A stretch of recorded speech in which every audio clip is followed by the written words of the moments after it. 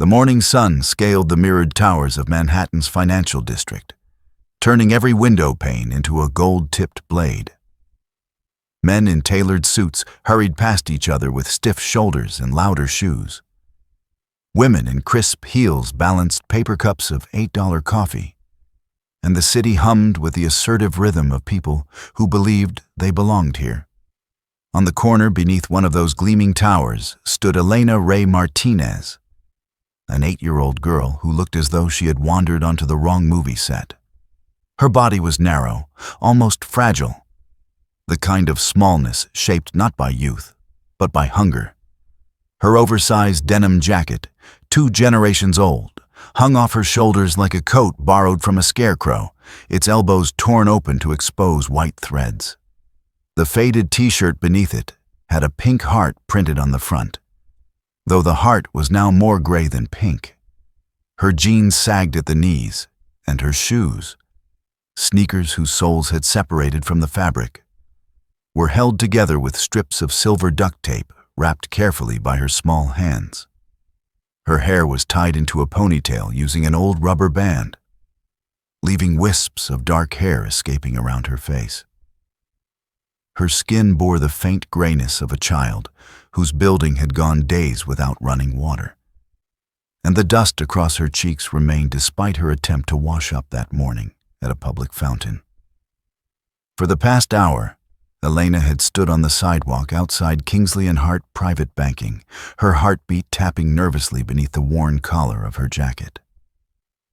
In her right hand, she clutched a crumpled envelope, edges softened from being held night after night as she slept. Inside it was a black bank card with a silver crest of Kingsley and Hart, something so out of place in her world that she had stared at it for weeks before daring to believe it was real. Her mother's voice, gentle, hoarse from too many cleaning shifts, echoed in her memory. "If anything ever happens, you take this envelope to that bank. Don't be afraid. You belong where the truth calls you." Elena hadn't understood those words then. She didn't fully understand them now. But the envelope was all she had left of her mother. And today, with her little brother waiting at home hungry, the eviction notice slid under the door, and the cold reality of loss settling in her chest, she finally stepped forward. She sucked in a shaky breath, her stomach tightening with hunger and fear, and pushed the heavy glass door open. Inside, the world changed. The marble floor was so polished it reflected the chandeliers, monuments of dangling crystal that looked like frozen rain. Stone pillars rose toward a ceiling painted with gold accents, and the air smelled of roses and polished wood. Leather chairs sat in neat rows, untouched and unwrinkled, as if no one ever dared sit on them. Elena's eyes widened. Her fingers curled instinctively around her envelope. Every detail in this space spoke one message: you don't belong. Behind a reception desk of sleek white marble sat Madison Avery, a woman in her early 30s with a figure as straight as the line of her black skirt. Her blonde hair was pulled into a tight bun that shone under the chandeliers, and her makeup was sharp, precise, controlled. Her face, pale, composed, and elegant, shifted instantly when she saw Elena. A crease formed between her eyebrows. A shadow of irritation flickered across her lips. Madison's eyes, cool and glassy, scanned Elena the way someone might assess an unwelcome stray animal that had wandered into a luxury store. "Yes?" Madison said, her tone polite enough to sound professional, but cold enough to freeze water. Elena swallowed. I need to check my balance, please." Her voice trembled, but she forced herself to meet Madison's eyes. Madison leaned forward, lowering her voice as though discussing something distasteful. "Sweetheart, this is a private banking institution. Are you sure you're not looking for the community branch on?" Before she could finish, Elena reached for the envelope with unsteady fingers and pulled out the bank card. The card gleamed beneath the chandeliers. Jet black, heavy, embossed with the unmistakable Kingsley and Hart crest. Madison's rehearsed smile faltered.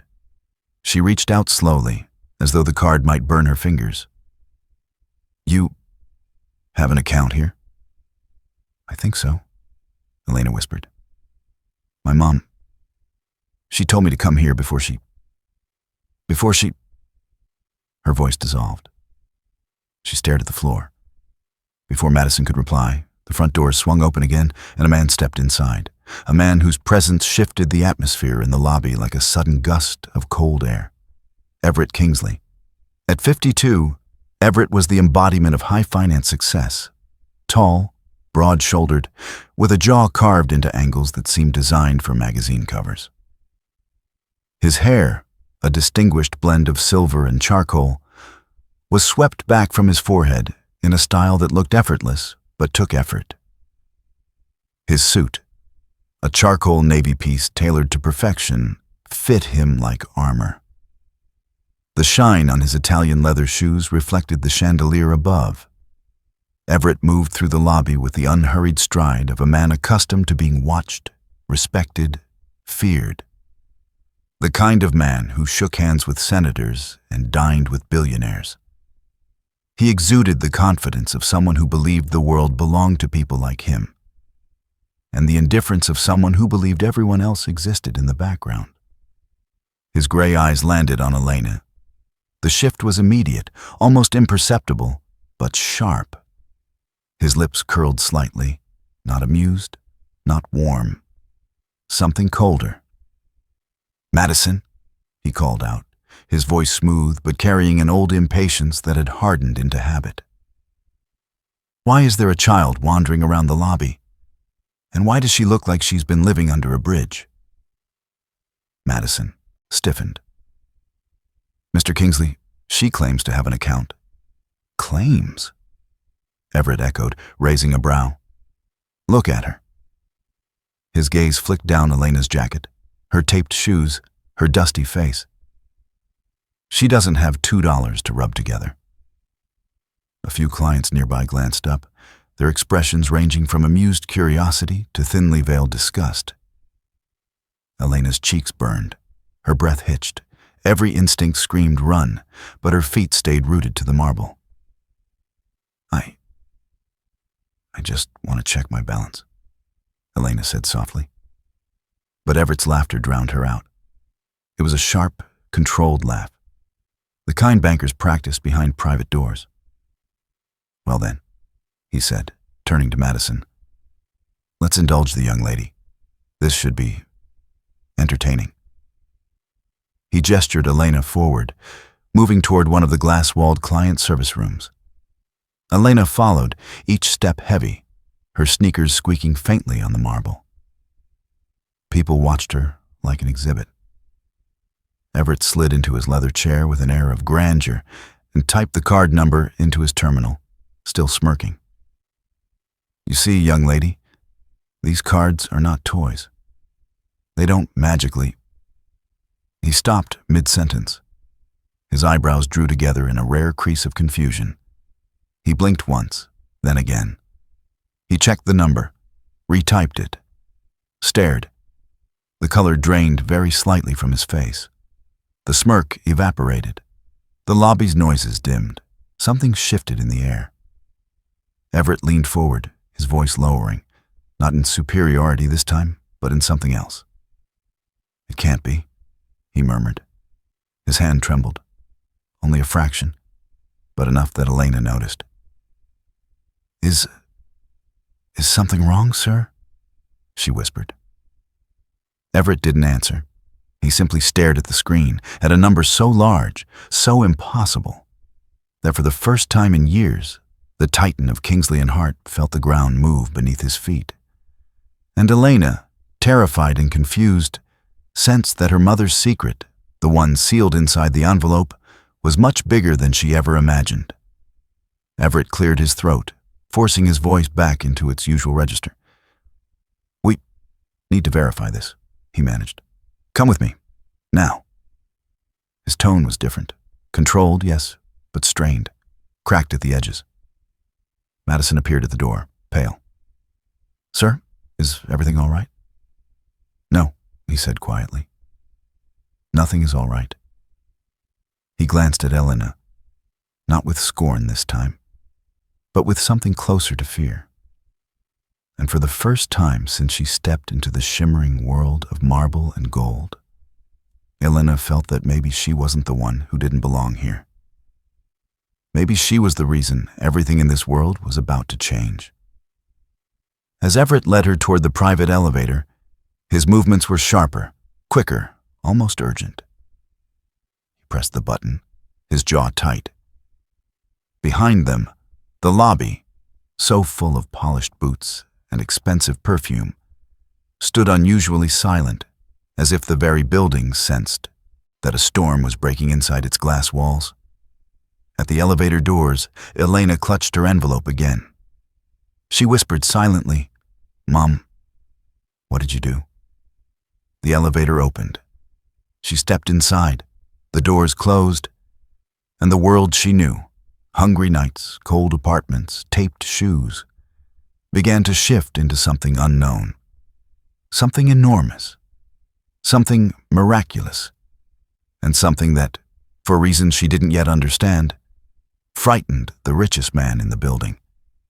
If you believe in miracles, in unexpected grace, in the way God lifts the small and humbles the mighty. Don't forget to like, comment, and subscribe to the channel for more stories of hope and faith. Everett Kingsley was a man who commanded attention.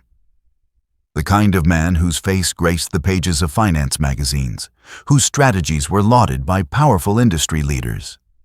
He was a living legend, a force in the world of high finance, a master of manipulating wealth like a puppeteer with strings of gold.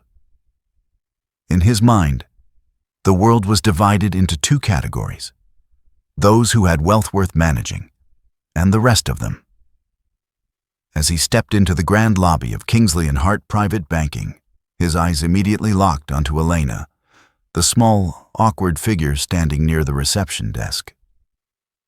He narrowed his eyes, a subtle gesture that said, "I see you," followed by the faintest curl of his lips, an expression that wasn't quite a smile, but a calculated acknowledgement. Before him, seated in luxurious chairs, were the VIP clients, the rich and powerful, worshippers of wealth who frequented this very place. There was the widowed heiress, draped in diamonds and pearls, her perfectly manicured fingers holding a glass of champagne. The business couple, dressed in tailored suits, eyes sharp with ambition, and a couple of tech moguls, their gazes sharp and calculating. They all watched as the scene unfolded, enjoying the performance Everett was about to orchestrate. This was his world, and Elena, this scruffy little girl, was nothing more than an intrusion. "Madison, why is a child from out there in here?" Everett called loudly, his voice cutting through the air with the force of someone used to being obeyed. "We're a private banking institution, not a shelter for street urchins." A ripple of laughter spread through the lobby, soft and polite. But there was no mistaking the cruelty hidden beneath the surface. The kind of laughter that only the wealthy can produce when they know they'll never face the struggles of the poor. Elena stood frozen in place, her face turning crimson. She wanted to disappear, to flee, but she couldn't. In her mind, images of her 3-year-old brother at home, the empty refrigerator, and the eviction notice filled her thoughts. She had no choice. Her hands gripped the black bank card in her pocket, and with a mix of shame and determination, she spoke, louder this time, to be heard. I have an account here. My mother, Isabel Martinez, told me to come here." The room went silent for a heartbeat. Then Everett let out another laugh, louder, more mocking, more cutting. What account?" He stepped forward, the polished shoes echoing on the marble floors.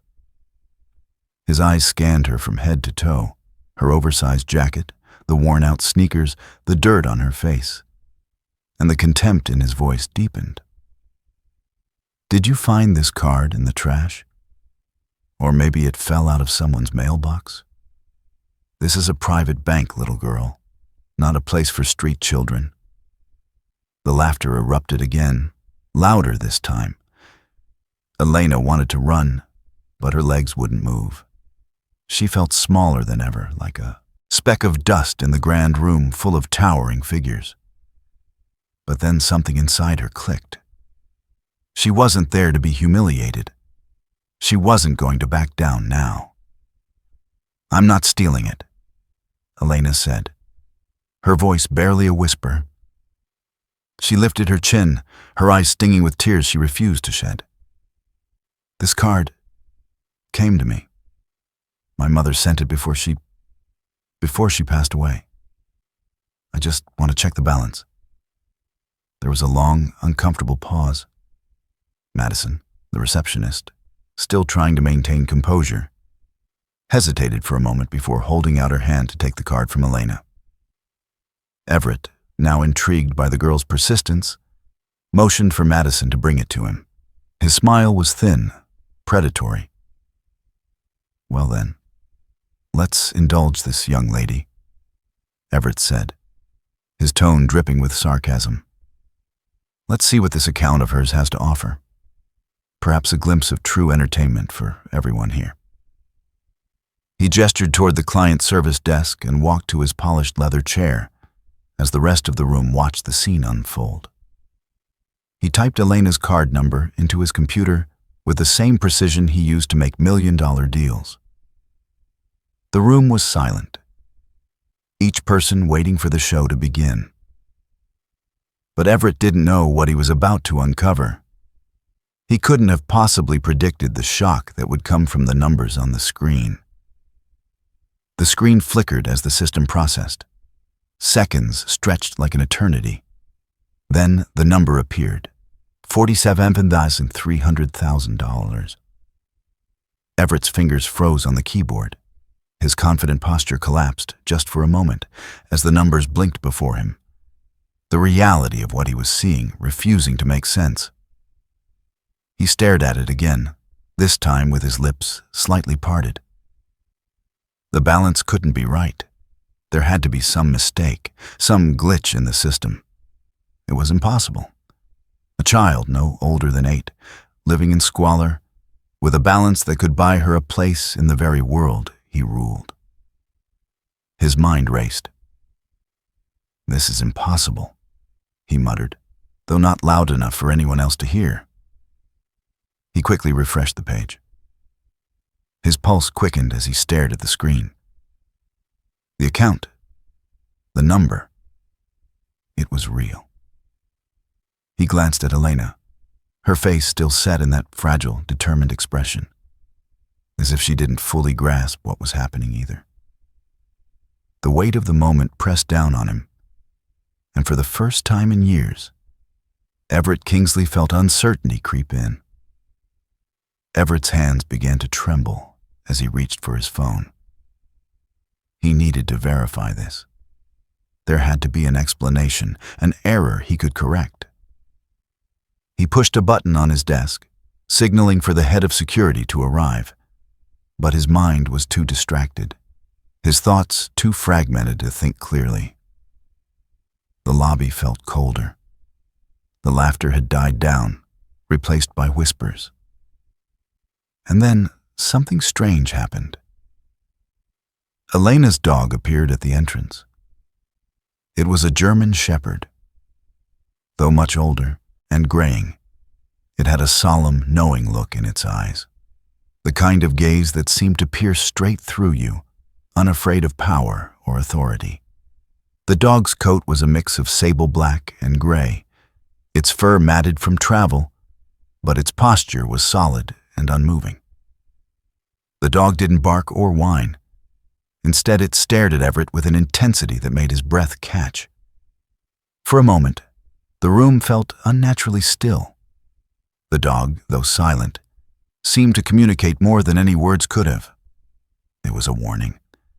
Elena blinked, her heart skipping a beat as the dog, her dog, walked past the security guard and into the lobby without hesitation. It didn't need permission. It had earned its place. As the dog moved toward her, something deep inside Elena stirred. This was no longer just about a bank account. There was something deeper happening here. Something bigger than both of them. For the first time in her life, Elena understood. She wasn't just a lost child. She wasn't alone. And she certainly wasn't the weak one in the room. Everett's expression shifted from irritation to disbelief, then to a strange mixture of fear and awe. He watched as the dog stood next to Elena, its gaze unwavering. Everett, a man who had built his entire life on confidence and power, suddenly felt the weight of his world, his carefully constructed empire, beginning to crumble. The only sound was the faint rustling of papers, the hum of the overhead lights, and a single voice, soft but clear, from a child who had found her courage. "I just want to check my balance," Elena repeated, her voice steady now, her eyes unwavering. And for the first time, Everett Kingsley did not have an answer. If you believe in the power of miracles and the unexpected strength that comes from faith, like, comment, and subscribe for more stories of hope, trust, and the wonders of the human spirit. Everett Kingsley's fingers hovered over the keyboard for a moment before he typed in the last set of digits with practiced precision.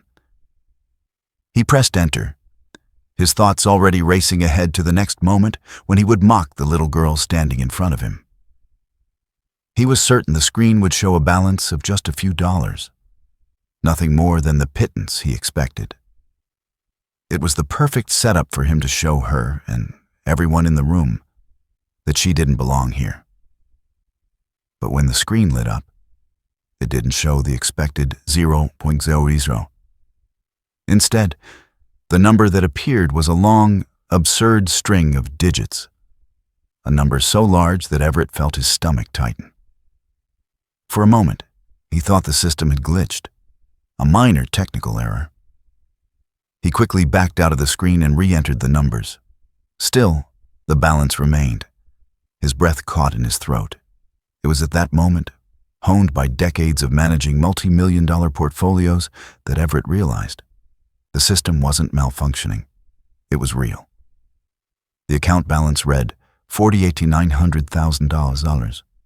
The account name, Elena Ray Martinez, Irrevocable Trust. The smile on Everett's face froze, the edges of his mouth twitching involuntarily. His chest tightened. He tried to maintain composure, but he felt his heart race, an unfamiliar sensation for a man used to controlling every situation. The laughter in the room, once mocking, now stalled. Elena, even though she was only 8 years old, could feel the shift. It was subtle, but it was there. For the first time since entering the bank, Elena noticed the way Everett's eyes darkened, his body language stiffened. She could sense that something had changed, something big. The silence in the lobby was palpable. The wealthy clients who had been waiting for the spectacle to unfold were now shifting uncomfortably in their seats. They were no longer watching with amusement. Now they were watching with curiosity. Everett cleared his throat, trying to maintain his usual air of superiority, but his voice betrayed him. It lacked the confident edge it had a moment ago. "Well," he said, forcing a smile that felt unnatural. It seems you really do have an account here." A murmur of disbelief passed through the crowd. The mocking laughter had faded, replaced by an air of suspense and intrigue. The wealthy guests exchanged glances, trying to process what they had just witnessed. Everett stood there, looking at the screen, his mind racing. He wasn't prepared for this. He hadn't expected a child to walk into his bank with such wealth. And a child like her, the dirt-streaked face, the oversized jacket, The shoes, held together with duct tape, did not fit into the polished world of Kingsley and Hart. He quickly turned to Madison, his receptionist, and in a low voice ordered, "Call another staff member to check this on a separate terminal. I need verification." Madison, a little pale now, nodded and made her way to the back office. A few moments passed as the tension in the air thickened. The murmurs around the room grew louder, and the weight of the situation began to press down on Everett. The second verification came back with the same result: $48,900,000. No transactions had been made, aside from a single deposit 6 months ago. His mind spun in disbelief. He didn't know what to think anymore. "This must be a technical issue," Everett said, his voice strained. "We need to resolve this in private." His eyes flicked toward the security team as he spoke, signaling for Elena to be escorted to a back room. As Everett attempted to regain control of the situation, an elderly figure stepped into the room. Harold Green was an old financial consultant, well into his 60s, with a reputation for being steady and unflappable. His calm demeanor was evident as he entered the room, his soft footsteps making no more sound than the rustling of a newspaper. Harold's graying hair was neatly combed, and his dark, weathered suit was impeccable despite his age. His eyes, sharp but not cruel, regarded the situation with interest, but not amusement. Harold had been watching from the sidelines as Everett had ridiculed Elena. While the others in the lobby had found the scene funny, Harold had not laughed. He had seen this kind of display too many times before, wealth being used to humiliate the less fortunate, and it never sat right with him. He took a slow, deliberate step toward Everett and, in a voice that was gentle but firm, suggested, "Let me speak to the girl." Everett hesitated, his eyes flicking from Harold to Elena. He wasn't sure what Harold intended, but the older man had a reputation for diffusing tension without making a scene. Reluctantly, he nodded. "All right. But hurry up, Harold. We need to get to the bottom of this." Elena was led into a quiet meeting room, its soft lighting a stark contrast to the cold, polished lobby. The moment the door closed behind her, a feeling of peace settled over her. A moment of stillness she hadn't experienced since entering the bank. The room was simple but comfortable, with wooden chairs, a small glass of water on the table, and the faint scent of jasmine in the air. For the first time since her arrival, Elena felt as though someone was looking at her like a real person. Not a spectacle, not a joke, but a child with value. Harold Green stood across from her, his kind eyes searching hers with the warmth of someone who had seen the worst of people and still believed in their potential. "Are you all right, Elena?" he asked softly. Elena nodded, though her throat tightened. She had so many questions, but all she could say was, "I don't understand. My mom, she just gave me the card. She said I should come here if anything happened." Harold nodded thoughtfully, as if he understood more than he was letting on. "I know this must be overwhelming," he said. "But you're not in trouble, Elena, and you're not alone." For the first time since she entered the building, Elena allowed herself to breathe deeply, the fear and confusion starting to ebb away. Harold's presence was like a balm to her raw nerves. "I'm going to help you figure this out," Harold added, his voice steady and reassuring. "But first, I need to ask you something. Do you know what this trust is, or why it's in your name?" Elena shook her head. "No, I don't understand." Harold's expression softened. "I don't think you do yet, Elena. But you will. We'll figure this out together." Everett, meanwhile, was back in the lobby, his mind still spinning. He had just learned something about Elena Ray Martinez that he wasn't prepared for. This wasn't just a mistake. There was something deeper here, a legacy. As he tried to collect himself, the faintest hint of doubt crept into his thoughts. He had spent his life accumulating wealth. But this was something he couldn't explain. And the worst part was, he wasn't the one in control anymore. If you believe in the miracles that happen when we least expect them, like, comment, and subscribe for more stories of faith, hope, and redemption. In the quiet, softly lit meeting room, Harold Green introduced himself with a gentle smile. His voice was slow and warm, a tone that put Elena at ease as she sat at the table, the cold marble lobby now a distant memory. He asked if she had eaten breakfast, but before she could answer, the growl from her stomach made it clear that the answer was no. "Don't worry," Harold said kindly, waving for a waiter to bring over sandwiches and milk. The food arrived quickly, and he placed it in front of her, letting her take a bite before diving into the details of the account. As Elena took a tentative bite, Harold turned to the tablet on the table, calling up the account's details. His eyes scanned the screen, taking in the information. The account had been opened 6 months ago.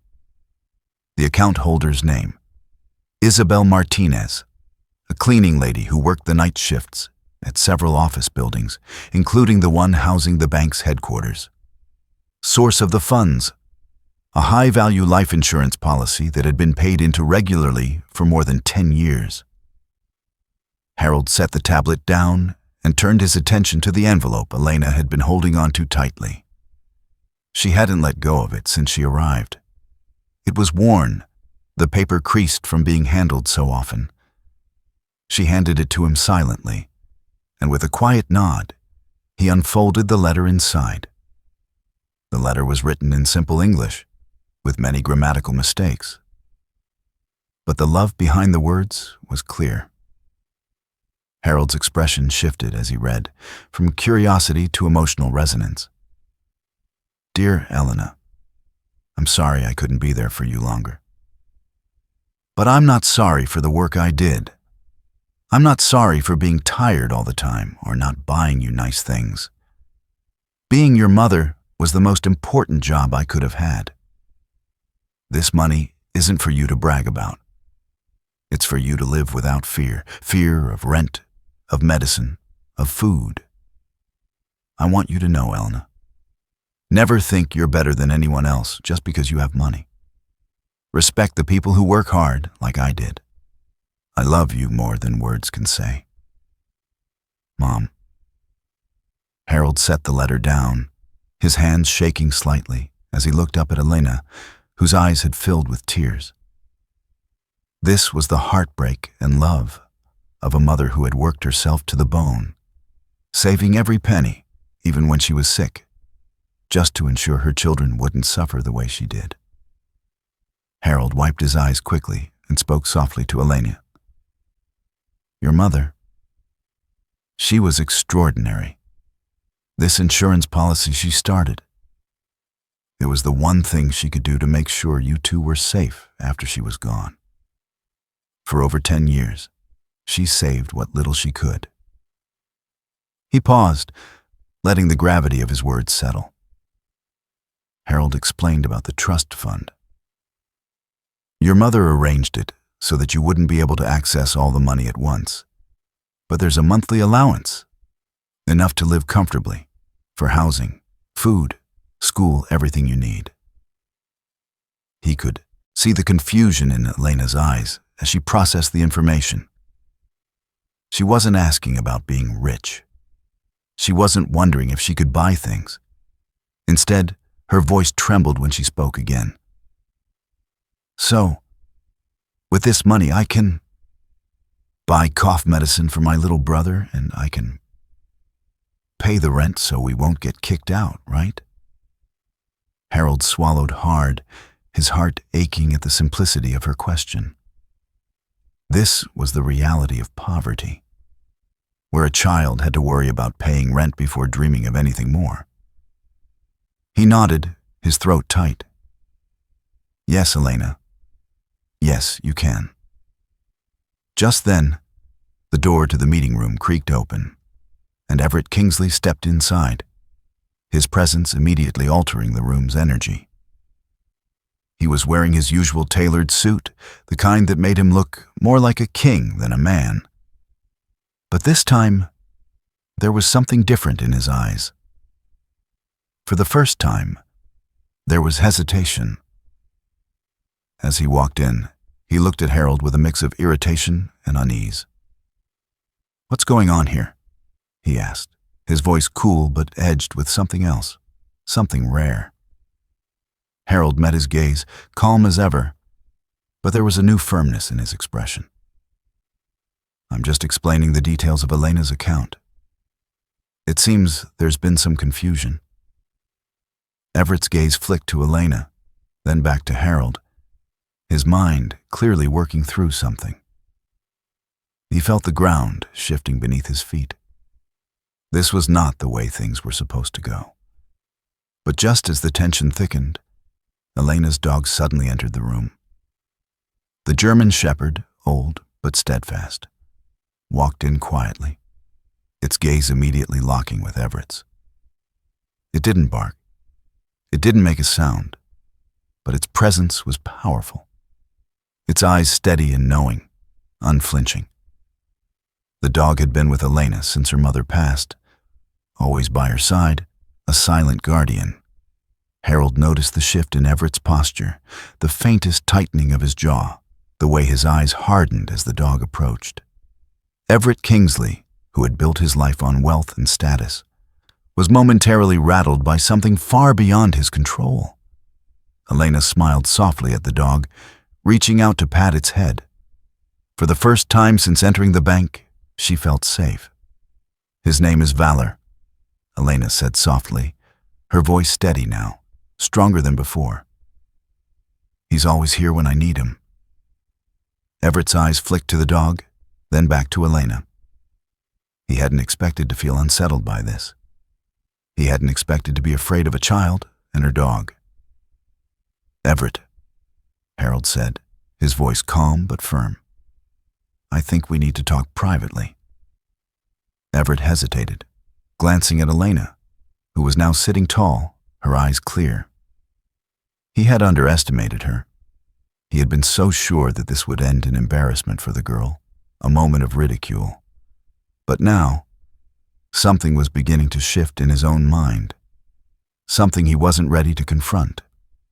"I agree," he said finally, his voice lower, but the usual arrogance still clinging to the edges of his words.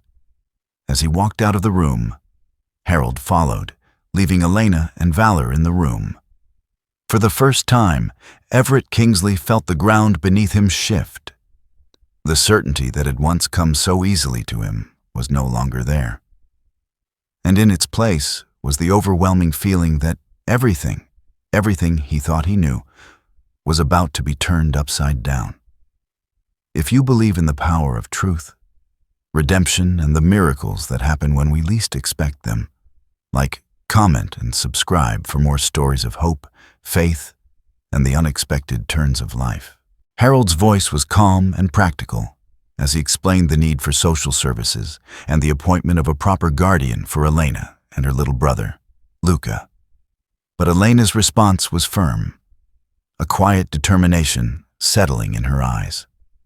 "I need to go home and get Luca first," she said, her voice trembling just slightly. "He's with the neighbor, Mrs. Rodriguez. I'm scared." Everett Kingsley glanced between Harold and Elena, his expression conflicted. He wasn't used to feeling unsettled, especially not by someone as young and vulnerable as Elena. Yet, the weight of her request tugged at something inside him, something he hadn't been forced to face before. He had never been around people like her, people who lived day by day, barely scraping by. "Let me take you home," Everett offered, trying to balance the tension of the situation with his usual authoritative tone. "I'll have my car take you back. No need to take the bus. It's the least I can do, after everything. He was trying to make amends, to show Elena he wasn't as heartless as his actions had suggested. He had mocked her earlier, but now he found himself wondering if he had been wrong, whether there was something about her and the way she held herself that he had failed to understand. Elena hesitated, glancing down at the frayed edges of her oversized jean jacket, an item of clothing that, for her, was a statement of survival, not fashion. Her shoes were barely holding together with duct tape, and the car he was offering stood in stark contrast to the world she lived in. The luxury sedan Everett had offered seemed to gleam too brightly, the scent of new leather filling the air, a far cry from the musty, cramped apartment she called home. The further they drove, the more the city changed around them. The towering glass buildings slowly faded into the background, and the streets grew narrower, less polished. Cracked pavement, crumbling buildings, and faded graffiti replaced the shiny facades of Manhattan's financial district. As the car turned onto the side street, the change in the environment seemed to weigh heavily on Everett. He wasn't sure if it was the sight of the broken buildings or the realization that he was stepping into a world he had never understood. But for the first time, he felt out of place. The luxury of his world seemed too far removed from the reality of Elena's life. They arrived at Elena's building, a dingy brick apartment complex with rusted fire escapes and a layer of grime on the windows. The parking lot was small, the cars parked haphazardly, as if everyone was just trying to fit in where they could. Elena led Everett up the stairs, the scent of old food and moldy walls growing stronger as they ascended. The elevator was out of order, so they climbed the narrow staircase together. The walls were chipped, the handrails loose, and the faint smell of cheap food and sweat lingered in the air. "This is where we live," Elena said, her voice tight with embarrassment, but also pride. This was her world, and for a moment, she seemed to brace herself for Everett's reaction. As they reached the 4th floor, they were greeted by the familiar warmth of the neighborhood. Elena waved to several neighbors who smiled at her, asking if she had eaten today, if she and Luca were doing okay.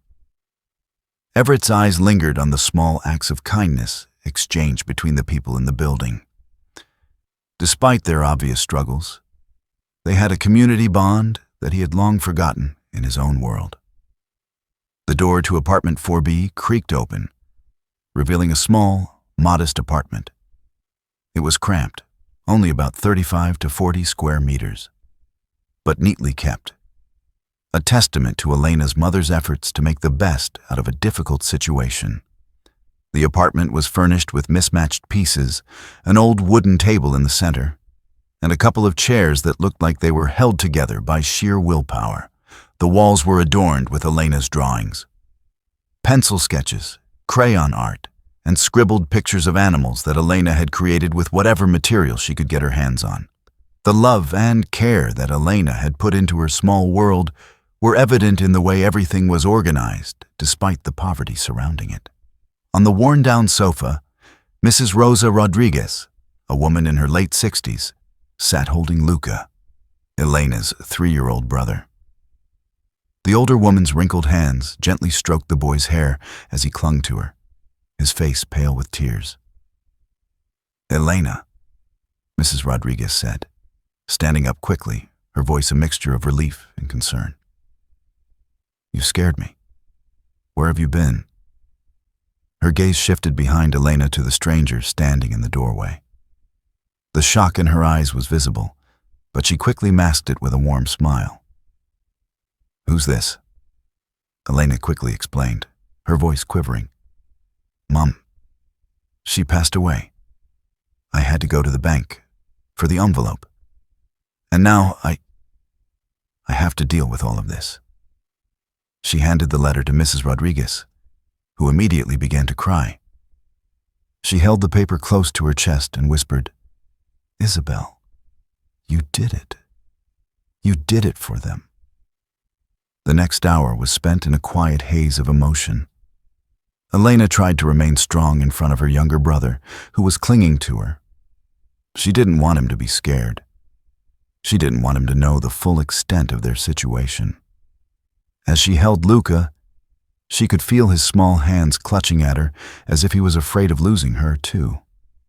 Everett stood in the corner, watching. He saw the selflessness in the way the neighbors helped each other. People who had so little shared what they could, food, medicine, whatever they had. They offered it to one another. Elena's strength was evident, but it was the strength of her community that truly struck him. Despite their lack of resources, these people had an unspoken bond that Everett's wealth could never buy. As the clock ticked on, it was Luca's simple question that hit Everett hardest. "Are we going to eat pizza tonight, Elena? Or are we having noodles again?" Everett glanced at the almost empty refrigerator and felt a sudden weight settle in his chest. The emptiness in the fridge mirrored the emptiness he had felt in his own life. He had spent his career amassing wealth, indulging in luxury dinners and hosting extravagant parties. But never once had he questioned the source of that wealth. He had never stopped to think about who was cleaning the offices he worked in, who was washing the dishes in the restaurants he frequented, who was sacrificing to provide him with the lifestyle he took for granted. In that small apartment, with Luca's innocent question, everything he had built began to unravel. The truth hit him like a slap to the conscience.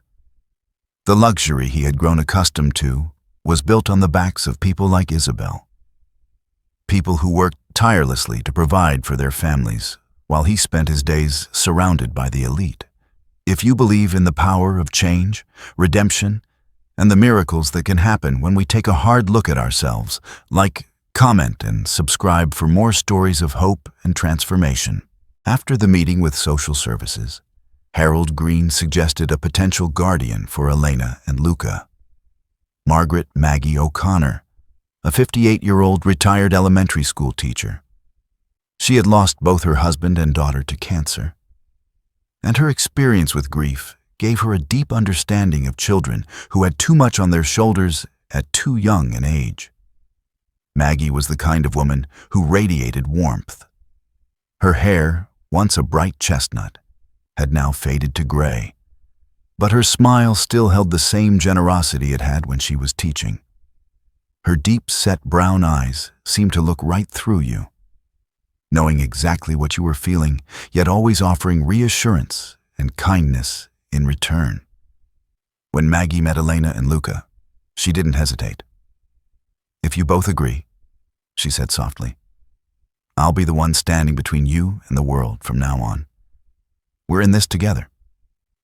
Elena, though still young, saw something in Maggie's eyes. Comfort. The woman didn't ask for anything in return, but simply extended a hand. Elena had never been offered something so freely. It was as if Maggie's heart was an open door, and for the first time, Elena felt she might be able to walk through it. Thanks to the trust fund, and with Harold's oversight, Elena and Luca were relocated to a new apartment.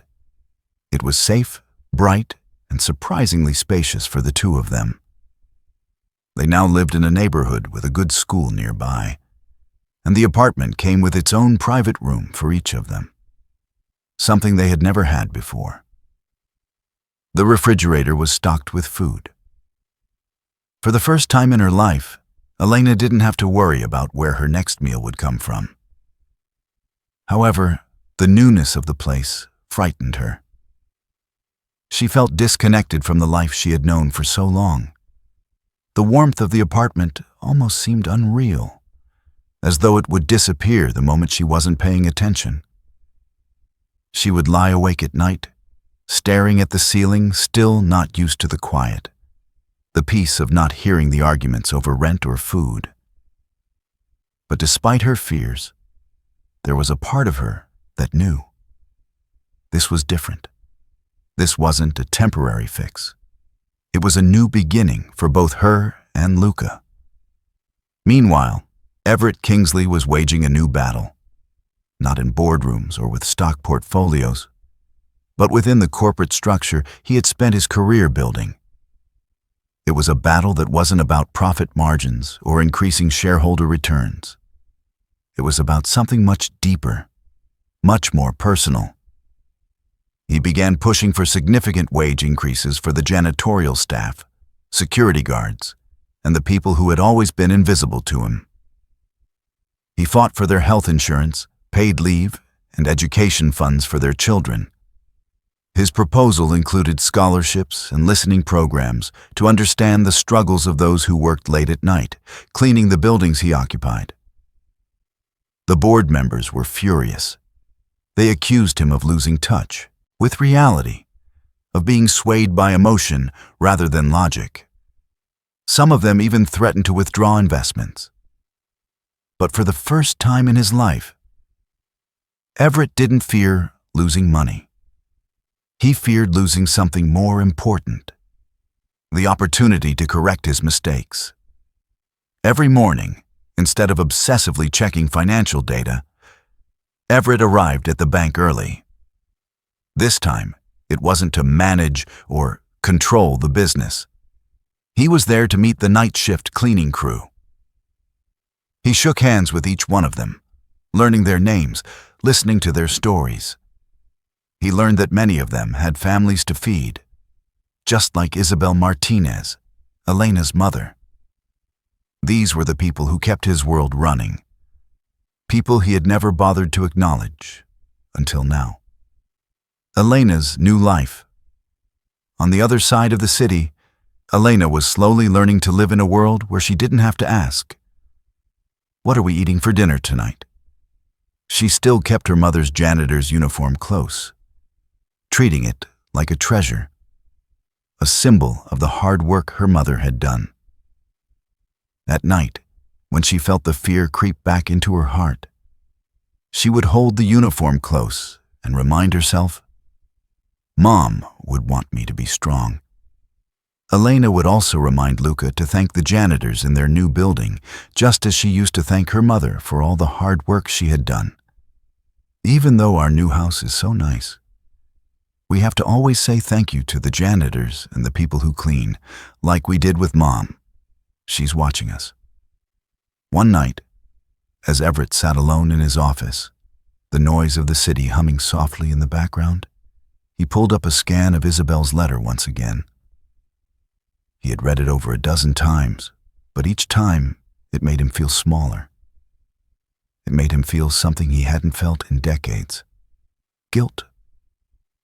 The letter wasn't just about a mother's love for her children. It was about the sacrifices Isabel had made, the choices she had made so that her children would have a better future. It was about her ability to love deeply, even in the face of extreme hardship. He closed the letter and let out a heavy sigh. He stared at the stock market reports on his computer, but found himself unable to focus. For the first time, he realized that no amount of wealth could fill the emptiness he felt when he thought about his lack of empathy for the people who had built his empire. If you believe in the power of kindness, the lessons that change our lives, and the miracles that can happen when we stop focusing on money and start focusing on people, like, comment and subscribe for more stories of transformation and hope. Several months later, Elena Martinez was no longer the pale, frail girl who had first walked into the bank. She had gained weight, her cheeks flushed with health, though her eyes still carried the weight of the past.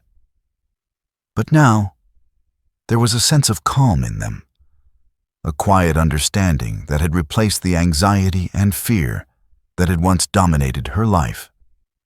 Elena entered the Kingsley and Hart private banking building not wearing the oversized, threadbare jacket of her earlier visits, but instead carrying a backpack full of books, walking side by side with Maggie and Luca. She was no longer the helpless child. She had become a young advocate for others like her. Inside the conference room, Elena sat at the table opposite Everett Kingsley and Harold Green, a notebook open before her, full of scribbled notes. But the ideas inside it were sharp and clear. She had a plan. She had purpose.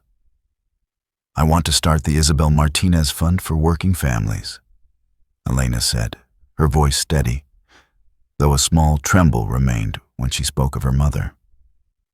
"This fund will help children whose parents work as janitors, security guards, dishwashers. Children who don't have money for school supplies, food, or extra lessons."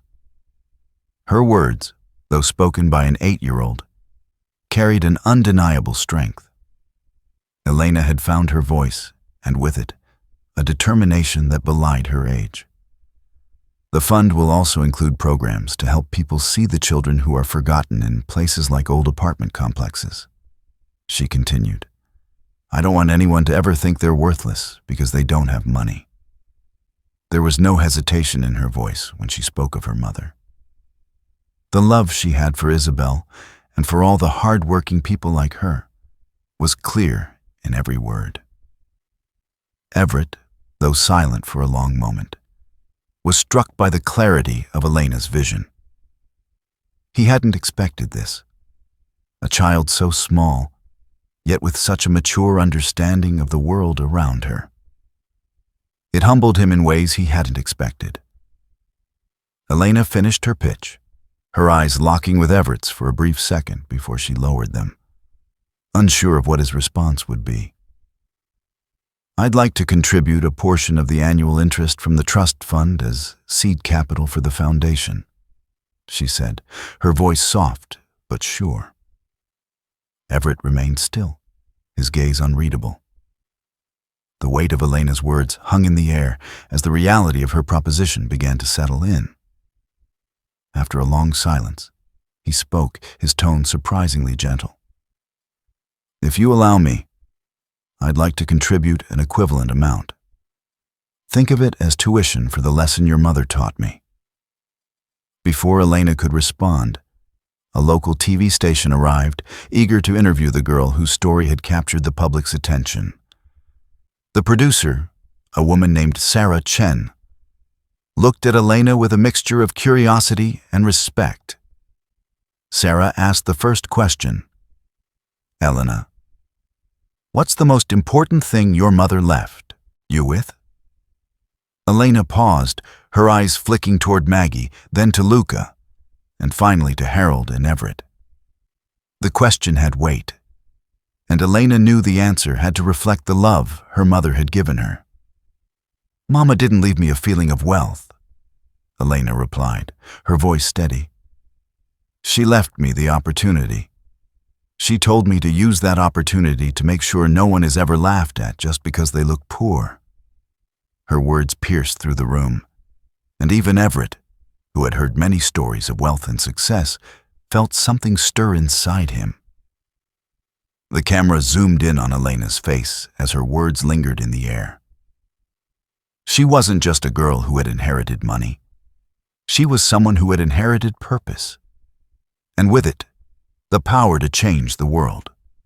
Later, the interviewer turned to Everett Kingsley, who had remained quiet throughout the conversation. "What do you think about the changes you've gone through?" Sarah asked, her voice calm but probing. Everett's lips twisted into a wry smile, but it was filled with sadness, not amusement. "I spent more than 30 years becoming the man the newspapers call a success," he began, his voice tinged with regret. "And it took one morning, with an 8-year-old girl and the letter from her mother, to show me just how poor I was on the inside. The journey continues. A change in Everett."